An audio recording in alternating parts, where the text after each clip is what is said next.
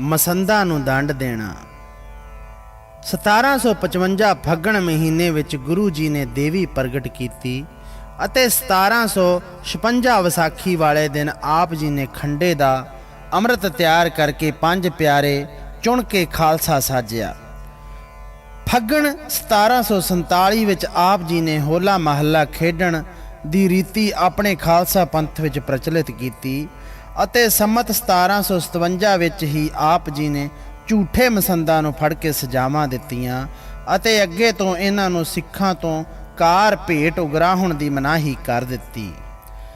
ਸਤਿਗੁਰੂ ਨਾਨਕ ਦੇਵ ਜੀ ਅਤੇ ਸ੍ਰੀ ਗੁਰੂ ਤੇਗ ਬਹਾਦਰ ਜੀ ਦੇ ਪੂਰਬ ਦਿਸ਼ਾ ਦੀ ਯਾਤਰਾ ਕਰਨ ਕਰਕੇ ਉਧਰ ਗੁਰੂ ਜੀ ਦੇ ਬਹੁਤ ਸਿੱਖ ਸ਼ਰਧਾਲੂ ਰਹਿੰਦੇ ਸਨ, ਜੈਸਾ ਕਿ ਕਾਂਸ਼ੀ, ਪਟਨਾ, ਗਾਜੀਪੁਰ, ਢਾਕਾ, ਮੁੰਗੇਰ, ਰਾਜ ਮਹਿਲ, ਮਿਰਜ਼ਾਪੁਰ, ਫਰਕਾਬਾਦ, ਮਕਸੂਦਾਬਾਦ, ਬੰਗਾਲ ਅਤੇ ਬ੍ਰਹਮਪੁੱਤਰ ਨਦੀ ਦੇ ਲਾਗੇ ਦੇ ਹੋਰ ਅਨੇਕਾਂ ਸ਼ਹਿਰਾਂ ਤੋਂ ਨਗਰਾਂ ਵਿੱਚ ਗੁਰੂ ਜੀ ਦੇ ਸਿੱਖ ਵਸਦੇ ਸਨ।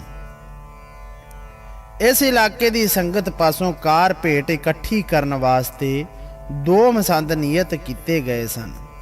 ਇਹ ਅੱਧੀ ਤੋਂ ਬਹੁਤੀ ਕਾਰ ਭੇਟ ਆਪ ਰੱਖ ਲੈਂਦੇ ਸਨ ਅਤੇ ਅੱਧੀ ਤੋਂ ਥੋੜੀ ਗੁਰੂ ਜੀ ਦੇ ਖਜ਼ਾਨੇ ਵਿੱਚ ਪਾਉਂਦੇ ਸਨ, ਜਿਸ ਕਰਕੇ ਬਹੁਤ ਧਨੀ ਹੋ ਗਏ ਸਨ ਅਤੇ ਧਨ ਨਾਲ ਵੱਡੇ ਹੰਕਾਰੀ ਹੋ ਗਏ ਸਨ। ਇੱਕ ਵਾਰ ਢਾਕੇ ਦੀ ਸੰਗਤ ਨਾਲ ਉੱਥੋਂ ਦਾ ਇੱਕ ਸਿੱਖ ਆਇਆ। ਉਸਨੇ ਗੁਰੂ ਜੀ ਨੂੰ ਬਾਦਲੇ ਦਾ ਇੱਕ ਥਾਨ ਭੇਟਾ ਕੀਤਾ। ਗੁਰੂ ਜੀ ਅਤੇ ਸੰਗਤ ਉਸ ਅਜੀਬ ਸੁੰਦਰ ਕੱਪੜੇ ਨੂੰ ਵੇਖ ਕੇ ਬੜੇ ਪ੍ਰਸੰਨ ਹੋਏ। ਸਿੱਖਾਂ ਨੇ ਕਿਹਾ, ਗੁਰੂ ਜੀ, ਇਹੋ ਜਿਹਾ ਕੱਪੜਾ ਅਸਾਂ ਅੱਗੇ ਕਦੀ ਨਹੀਂ ਵੇਖਿਆ। ਜਦ ਇਹ ਗੱਲ ਸੁਣ ਕੇ ਗੁਰੂ ਜੀ ਨੇ ਉਸ ਥਾਨ ਭੇਟ ਕਰਨ ਵਾਲੇ ਸਿੱਖ ਵੱਲ ਵੇਖਿਆ ਤਾਂ ਉਸਨੇ ਹੱਥ ਜੋੜ ਕੇ ਕਿਹਾ, ਮਹਾਰਾਜ ਜੀ, ਇਸ ਤੋਂ ਪਹਿਲਾਂ ਵੀ ਮੈਂ ਇਹੋ ਜਿਹਾ ਇੱਕ ਥਾਨ ਮਾਤਾ ਜੀ ਵਾਸਤੇ ਭੇਜਿਆ ਸੀ। ਉਹ ਥਾਨ ਜਨਾਨਾ ਸੀ। ਇਹ ਮਰਦਾਨਾ ਮੈਂ ਆਪ ਜੀ ਦੇ ਪਹਿਨਣ ਵਾਸਤੇ ਲਿਆਂਦਾ ਹੈ। ਗੁਰੂ ਜੀ ਨੇ ਕਿਹਾ, ਉਹ ਤੇਰਾ ਪਹਿਲਾ ਥਾਨ ਸਾਨੂੰ ਨਹੀਂ ਮਿਲਿਆ, ਤੂੰ ਕਿਸ ਨੂੰ ਦਿੱਤਾ ਸੀ? ਸਿੱਖ ਨੇ ਉੱਤਰ ਦਿੱਤਾ, ਜੀ, ਉਹ ਮੈਂ ਮਈਏ ਤੇ ਚਈਏ ਤੁਹਾਡੇ ਮਸੰਦ ਬਲਾਕੀ ਦੇ ਪੁੱਤਰਾਂ ਨੂੰ ਦਿੱਤਾ ਸੀ। ਸਤਿਗੁਰੂ ਜੀ ਨੇ ਤੁਰੰਤ ਹੀ ਮਈਏ ਚਈਏ ਮਸੰਦਾਂ ਨੂੰ ਸੱਦ ਕੇ ਪੁੱਛਿਆ ਕਿ ਜਿਹੜਾ ਬਾਦਲੇ ਦਾ ਥਾਨ ਇਸ ਸਿੱਖ ਨੇ ਮਾਤਾ ਜੀ ਵਾਸਤੇ ਤੁਹਾਨੂੰ ਦਿੱਤਾ ਸੀ, ਉਹ ਤੁਸਾਂ ਕਿਸ ਨੂੰ ਦਿੱਤਾ ਹੈ? ਉਹ ਕਿੱਥੇ ਹੈ? ਮਈਆ ਚਈਆ ਮਸੰਦ ਤਾਂ ਅਜੇ ਸੋਚ ਹੀ ਰਹੇ ਸਨ ਕਿ ਹੁਣ ਕਿਹੜਾ ਬਹਾਨਾ ਲਾਈਏ ਜਿਸ ਨਾਲ ਸਾਡੀ ਗੱਲ ਬਣੀ ਰਹੇ, ਪਰ ਇੱਕ ਸਿੱਖ ਨੇ ਝਟਪਟ ਹੀ ਕੋਲੋਂ ਕਹਿ ਦਿੱਤਾ, ਗੁਰੂ ਜੀਓ, ਉਹ ਥਾਨ ਦੇ ਕੱਪੜੇ ਦਾ ਸੂਟ ਇਸ ਦੀ ਇਸਤਰੀ ਪਹਿਨ ਕੇ ਵਿਆਹ ਵਾਲੇ ਘਰ ਤੁਰੀ ਜਾਂਦੀ ਮੈਂ ਵੇਖੀ ਸੀ। ਉਹ ਬੜਾ ਅਜੀਬ ਸੁੰਦਰ ਤੇ ਬਹੁਮੁੱਲਾ ਕੱਪੜਾ ਸੀ।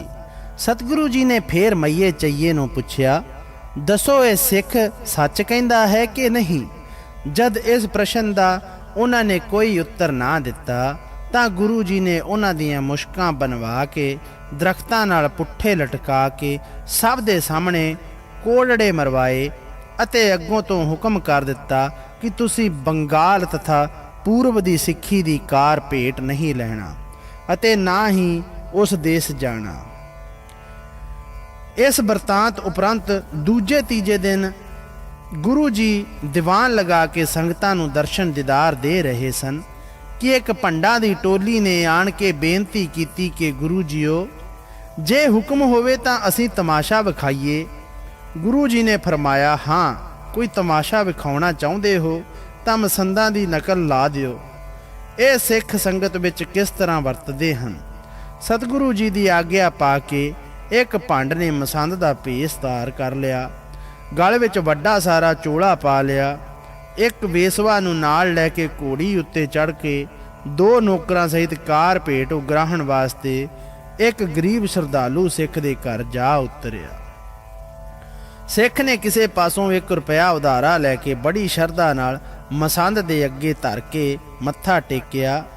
1 ਰੁਪਇਆ ਵੇਖ ਕੇ ਮਸੰਦ ਨਾਲ ਸਿੱਖ ਨੂੰ ਆਖਿਆ, ਮੂਰਖਾ, ਤੂੰ ਇਹ ਕੀ ਕੀਤਾ ਹੈ? 5 ਰੁਪਏ ਕਿਉਂ ਨਹੀਂ ਦਿੱਤੇ? ਇਸ ਤਰ੍ਹਾਂ ਗਾਲਾਂ ਕੱਢ ਕੇ ਰੁਪਇਆ ਚੁੱਕ ਕੇ ਵੇਸਵਾ ਨੂੰ ਦੇ ਦਿੱਤਾ। ਸਿੱਖ ਵਿਚਾਰੇ ਨੇ ਦੁਖੀ ਹੋ ਕੇ ਆਪਣੀ ਘਰ ਵਾਲੀ ਦੀ ਨੱਥ ਗਹਿਣੇ ਧਰ ਕੇ ਮਾਂ ਦੀ ਦਾਲ ਘਿਓ ਵਿੱਚ ਭੁੰਨ ਕੇ ਬਣਾਈ ਅਤੇ ਕਣਕ ਦੇ ਫੁਲਕੇ ਤਿਆਰ ਕਰਕੇ ਮਸੰਦ ਪਾਸ ਬੇਨਤੀ ਕੀਤੀ ਕਿ ਕਿਰਪਾ ਕਰਕੇ ਪ੍ਰਸ਼ਾਦ ਛਕੋ ਜੀ। ਮਸੰਦ ਸ਼ਰਾਬ ਨਾਲ ਬੌਰਾ ਹੋਇਆ ਜਦ ਪ੍ਰਸ਼ਾਦ ਛਕਣ ਵਾਸਤੇ ਚੌਂਕੀ ਉੱਤੇ ਬੈਠਾ ਤਾਂ ਦਾਲ ਫੁਲਕਾ ਵੇਖ ਕੇ ਕ੍ਰੋਧ ਨਾਲ ਸਿੱਖ ਨੂੰ ਗਾਲਾਂ ਕੱਢ ਕੇ ਆਖਣ ਲੱਗਾ ਕਿ ਇਹ ਖਾਣਾ ਤਾਂ ਸਾਡੇ ਕੁੱਤੇ ਵੀ ਨਹੀਂ ਖਾਂਦੇ। ਗੁੱਸੇ ਨਾਲ ਫੁਲਕੇ ਚੁੱਕ ਕੇ ਕੁੱਤੇ ਨੂੰ ਪਾ ਦਿੱਤੇ ਅਤੇ ਦਾਲ ਡੋਲ ਕੇ ਉੱਠ ਕੇ ਡੇਰੇ ਨੂੰ ਤੁਰ ਪਿਆ। ਸਿੱਖ ਨੇ ਦੀਨ ਹੋ ਕੇ ਬੇਨਤੀ ਕੀਤੀ ਕਿ ਮੈਂ ਗਰੀਬ ਹਾਂ, ਮੈਨੂੰ ਉਧਾਰ ਵੀ ਨਹੀਂ ਮਿਲਦਾ, ਪਰ ਤੁਸੀਂ ਗੁੱਸੇ ਨਾ ਹੋਵੋ, ਜੋ ਆਗਿਆ ਕਰੋ ਉਹੀ ਬਣਾ ਦਿੰਦਾ ਹਾਂ। ਮਸੰਦ ਨੇ ਕਿਹਾ, ਹੇ ਸਿੱਖਾ ਸੁਣ, ਸਾਡੇ ਲਈ ਤਿਹਾਵਲ ਦਾ ਕੜਾਹ ਪ੍ਰਸ਼ਾਦ ਨਾਲ ਮਹਾਪ੍ਰਸ਼ਾਦ ਅਤੇ ਬੜੇ ਵਧੀਕ ਬਰੀਕ ਚੌਲ ਤਿਆਰ ਕਰਕੇ ਇੱਕ ਸੁਰਾਹੀ ਸ਼ਰਾਬ ਦੀ ਭਰ ਕੇ ਲਿਆ, ਫਿਰ ਅਸੀਂ ਪ੍ਰਸ਼ਾਦ ਛਕਾਂਗੇ, ਨਹੀਂ ਤਾਂ ਤੈਨੂੰ ਅਸੀਂ ਸਿੱਖੀ ਤੋਂ ਖਾਰਜ ਕਰ ਦਿਆਂਗੇ।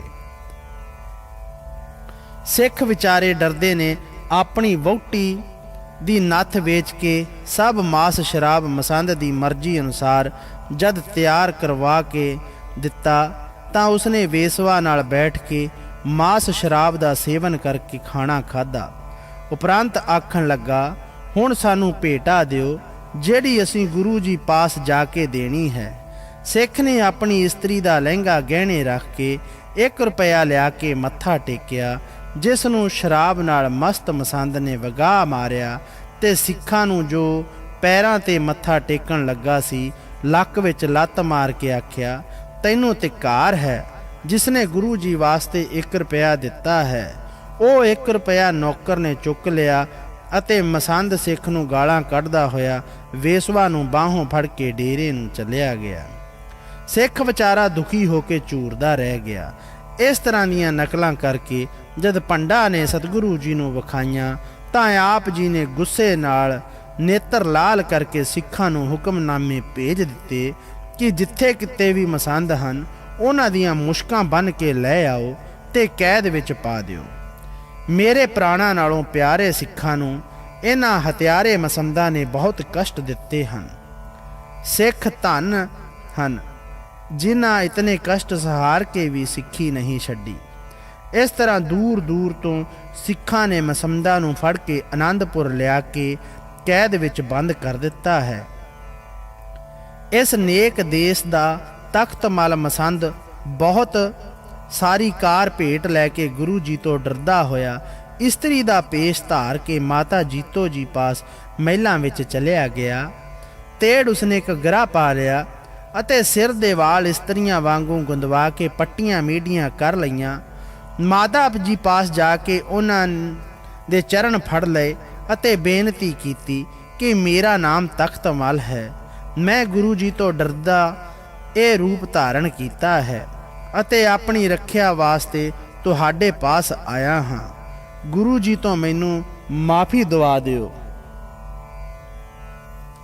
ਮਾਤਾ ਜੀ ਨੇ ਉਸ ਉੱਤੇ ਦਇਆ ਕਰਕੇ ਗੁਰੂ ਜੀ ਅੱਗੇ ਬੇਨਤੀ ਕੀਤੀ ਕਿ ਹੇ ਦੀਨ ਹੋ ਕੇ ਸ਼ਰਨ ਆ ਗਿਆ ਹੈ, ਸ਼ਰਨ ਆਏ ਨੂੰ ਬਖਸ਼ ਦੇਣਾ ਹੀ ਤੁਹਾਡਾ ਬਿਰਧ ਹੈ। ਮਾਤਾ ਜੀ ਦੀ ਬੇਨਤੀ ਪ੍ਰਵਾਨ ਕਰਕੇ ਗੁਰੂ ਜੀ ਨੇ ਤਖਤ ਮਲ ਨੂੰ ਬਖਸ਼ ਦਿੱਤਾ ਅਤੇ ਉਹ ਆਪਣੇ ਘਰ ਚਲਿਆ ਗਿਆ।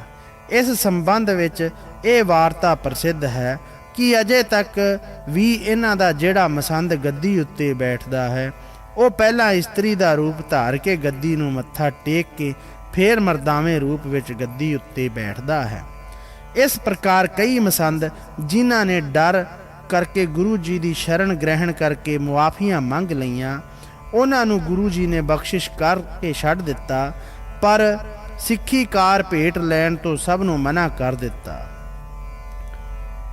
ਇੱਕ ਦਿਨ ਭਾਈ ਆਲਮ ਸਿੰਘ ਨੇ ਗੁਰੂ ਜੀ ਨੂੰ ਦੱਸਿਆ ਕਿ ਨੇਕ ਦਿਸ਼ਾ ਦਾ ਮਸੰਦ ਫੇਰੂ ਜੋ ਸਿੱਖਾਂ ਤੋਂ ਬਹੁਤ ਧਨ ਇਕੱਠਾ ਕਰਦਾ ਹੈ ਅਜੇ ਤੱਕ ਹਾਜ਼ਰ ਨਹੀਂ ਹੋਇਆ। ਉਸ ਨੇ ਤੁਹਾਡਾ ਕੋਈ ਡਰ ਨਹੀਂ ਮੰਨਿਆ। ਸਤਿਗੁਰੂ ਜੀ ਨੇ ਸੁਣਦੇ ਸਾਰ ਹੀ ਭਾਈ ਫੇਰੂ ਮਸੰਦ ਨੂੰ ਫੜਨ ਵਾਸਤੇ 5 ਸਿੱਖ ਭੇਜ ਦਿੱਤੇ। ਉਹਨਾਂ ਨੂੰ ਹੁਕਮ ਦਿੱਤਾ ਕਿ ਫੇਰੂ ਦੇ ਦੋਵੇਂ ਹੱਥ ਪਿੱਠ ਪਿੱਛੇ ਬੰਨ੍ਹ ਕੇ ਉਸ ਨੂੰ ਦਾੜੀ ਤੋਂ ਫੜ ਕੇ ਮੇਰੇ ਪਾਸ ਲੈ ਆਓ। ਹੁਕਮਨਾਮਾ ਲੈ ਕੇ ਜਦ ਫੇਰੂ ਮਲ ਦੇ ਡੇਰੇ ਪਹੁੰਚੇ ਤਾਂ ਉਹ ਅੱਗੇ ਤੂੰਬੀ ਫੜ ਕੇ ਜੰਗਲ ਪਾਣੀ ਜਾ ਰਿਹਾ ਸੀ। ਸਿੱਖਾਂ ਨੇ ਉੱਥੇ ਹੀ ਗੁਰੂ ਜੀ ਦਾ ਹੁਕਮਨਾਮਾ ਦਿੱਤਾ। ਫੇਰੂ ਮੱਲ ਜੀ ਨੇ ਹੁਕਮਨਾਮਾ ਫੜ ਕੇ ਮੱਥਾ ਟੇਕਿਆ ਅਤੇ ਪੜ੍ਹ ਕੇ ਆਖਿਆ ਕਿ ਜਿਵੇਂ ਸਤਿਗੁਰੂ ਜੀ ਨੇ ਹੁਕਮ ਕੀਤਾ ਹੈ ਤਿਵੇਂ ਹੀ ਤੁਸੀਂ ਕਰੋ, ਹੋਰ ਸੰਸਾ ਕੋਈ ਨਾ ਕਰੋ। ਮੈਂ ਭੁੱਲ ਕੀਤੀ ਹੈ ਜੋ ਗੁਰੂ ਜੀ ਪਾਸ ਪਹਿਲਾਂ ਨਹੀਂ ਗਿਆ। ਉਹਨਾਂ ਨੇ ਮੈਨੂੰ ਕਸੂਰਵੰਦ ਸਮਝ ਕੇ ਮੇਰੀ ਆਪ ਸੰਭਾਲਣਾ ਕੀਤੀ ਹੈ। ਤੁਸੀਂ ਮੁਸ਼ਕਾਂ ਬੰਨ੍ਹ ਲਵੋ ਤੇ ਦਾੜੀ ਤੋਂ ਫੜ ਕੇ ਗੁਰੂ ਜੀ ਪਾਸ ਲੈ ਚੱਲੋ। ਸਿੱਖਾਂ ਨੇ ਫੇਰੂ ਮੱਲ ਜੀ ਦੇ ਇਹ ਸਾਧੂ ਸੁਭਾਅ ਵਾਲੇ ਸਰਲ ਬਚਨ ਸੁਣ ਕੇ ਆਖਿਆ, ਸੰਤ ਜੀ, ਰਸਤਾ ਬਹੁਤ ਦੂਰ ਹੈ, ਤੁਸੀਂ ਸਾਡੇ ਨਾਲ ਤੁਰੇ ਚੱਲੋ। ਅਸੀਂ ਤੁਹਾਨੂੰ ਦਾੜੀ ਤੋਂ ਫੜ ਕੇ ਮੁਸ਼ਕਾਂ ਬੰਨ੍ਹ ਕੇ ਲੈ ਜਾਣਾ ਨਹੀਂ ਚਾਹੁੰਦੇ। ਜੇ ਤੁਸੀਂ ਬਹੁਤ ਹੱਠ ਕਰੋਗੇ ਤਾਂ ਆਨੰਦਪੁਰ ਦੇ ਨੇੜੇ ਪਹੁੰਚ ਕੇ ਇਸ ਤਰ੍ਹਾਂ ਕਰ ਲਵਾਂਗੇ। ਜੇ ਕੋਈ ਹੋਰ ਝੂਠਾ ਕੁੱਟਲ ਮਸੰਦ ਹੁੰਦਾ ਤਾਂ ਅਸੀਂ ਜ਼ਰੂਰ ਉਹਨੂੰ ਬਹੁਤ ਕਸ਼ਟ ਦੇ ਕੇ ਹੀ ਖੜਦੇ, ਪਰ ਤੁਸੀਂ ਇੱਕ ਸੱਚੇ ਸਾਧੂ ਹੋ, ਇਸ ਕਰਕੇ ਤੁਹਾਨੂੰ ਕਸ਼ਟ ਦੇਣ ਵਾਸਤੇ ਸਾਡਾ ਮਨ ਨਹੀਂ ਚਾਹੁੰਦਾ। ਭਾਈ ਫੇਰੂ ਜੀ ਇਹ ਗੱਲਾਂ ਸੁਣ ਕੇ ਉੱਥੋਂ ਰਸਤੇ ਵਿੱਚੋਂ ਹੀ ਸਿੰਘਾਂ ਦੇ ਨਾਲ ਤੁਰ ਕੇ ਜਦ ਕੁਝ ਦਿਨਾਂ ਵਿੱਚ ਆਨੰਦਪੁਰ ਦੀ ਜੂਹ ਵਿੱਚ ਪਹੁੰਚ ਗਏ ਤਾਂ ਸ਼ਰਧਾਲੂ ਅਤੇ ਮਨ ਦੇ ਸੱਚੇ ਭਾਈ ਫੇਰੂ ਜੀ ਨੇ ਆਪਣੀ ਦਾੜੀ ਸੱਜੇ ਖੱਬੇ ਦੋ ਸਿੱਖਾਂ ਨੂੰ ਫੜਾ ਦਿੱਤੀ ਅਤੇ ਇਸ ਤਰ੍ਹਾਂ ਆਪ ਜੀ ਦੇ ਦਰਬਾਰ ਵਿੱਚ ਹਾਜ਼ਰ ਹੋਏ। ਸਤਿਗੁਰੂ ਜੀ ਨੇ ਭਾਈ ਜੀ ਨੂੰ ਵੇਖ ਕੇ ਕਿਹਾ, ਇਹ ਹੋਰ ਮਸੰਦਾ ਵਾਂਗੂ ਮਨ ਦਾ ਖੋਟਾ ਨਹੀਂ ਹੈ, ਇਹ ਗੁਰੂ ਜੀ ਦੀ ਓਟ ਲੈ ਕੇ ਲੰਗਰ ਚਲਾਉਂਦਾ ਹੈ। ਉਪਰੰਤ ਆਪ ਜੀ ਨੇ ਭਾਈ ਜੀ ਨੂੰ ਪ੍ਰਸੰਨ ਹੋ ਕੇ ਸਿਰੋਂ ਪਾਉ ਦਿੱਤਾ ਅਤੇ ਫਰਮਾਇਆ ਕਿ ਇੱਕ ਵਾਰ ਸ੍ਰੀ ਗੁਰੂ ਹਰਿ ਰਾਏ ਜੀ ਨੇ ਤੁਹਾਨੂੰ ਕਿਹਾ ਸੀ ਕਿ ਮੇਰਾ ਖੀਸਾ ਹੈ ਅਤੇ ਹੱਥ ਤੁਹਾਡਾ ਹੈ, ਵਰਤੋ ਅਤੇ ਖਰਚੋ। ਹੁਣ ਅੱਗੇ ਤੋਂ ਖੀਸਾ ਵੀ ਤੁਹਾਡਾ ਹੈ ਤੇ ਹੱਥ ਵੀ ਤੁਹਾਡਾ ਹੀ ਹੋਵੇਗਾ। ਭਲੀ ਭਾਂਤ ਦੇਖ ਚਲਾਵੋ ਤੇ ਸਤ ਸੰਗਤ ਨਾਲ ਰੱਖੋ। ਭਾਈ ਫੇਰੂ ਜੀ ਨੇ ਹੱਥ ਜੋੜ ਕੇ ਕਿਹਾ, ਗੁਰੂ ਜੀ, ਖੀਸਾ ਤੇ ਹੱਥ ਦੋਵੇਂ ਤੁਹਾਡੇ ਹਨ। ਮੇਰੇ ਵਿੱਚ ਕੋਈ ਦੋਸ਼ ਹੋਵੇ ਤਾਂ ਮੇਰੇ ਮਾਲਕ ਬਣ ਕੇ ਮੈਨੂੰ ਉਸ ਦੀ ਸਜ਼ਾ ਦਿਓ। ਅਸੀਂ ਸਦਾ ਭੁੱਲਣਹਾਰ, ਖੋਟੇ ਜਾਂ ਖਰੇ ਤੁਹਾਡੇ ਹੀ ਹਾਂ। ਇੱਕ ਸਮੇਂ ਇੱਕ ਕੰਬੋਆਂ ਦੇ ਮਸੰਦ ਰਾਊ ਨੂੰ ਸਿੱਖ ਫੜ ਕੇ ਲੈ ਆਏ। ਗੁਰੂ ਜੀ ਨੇ ਪੁੱਛਿਆ, ਤੂੰ ਕੌਣ ਹੈ?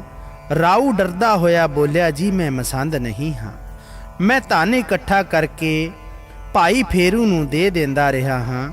ਮੈਂ ਦਿਆਲਪੁਰ ਰਹਿੰਦਾ ਹਾਂ ਅਤੇ ਕੰਬੋਆ ਦੀ ਸੰਗਤ ਪਾਸੋਂ ਧਨ ਇਕੱਠਾ ਕਰਕੇ ਤੁਹਾਡੇ ਨਾਮ ਉੱਤੇ ਲੰਗਰ ਚਲਾਉਂਦਾ ਹਾਂ।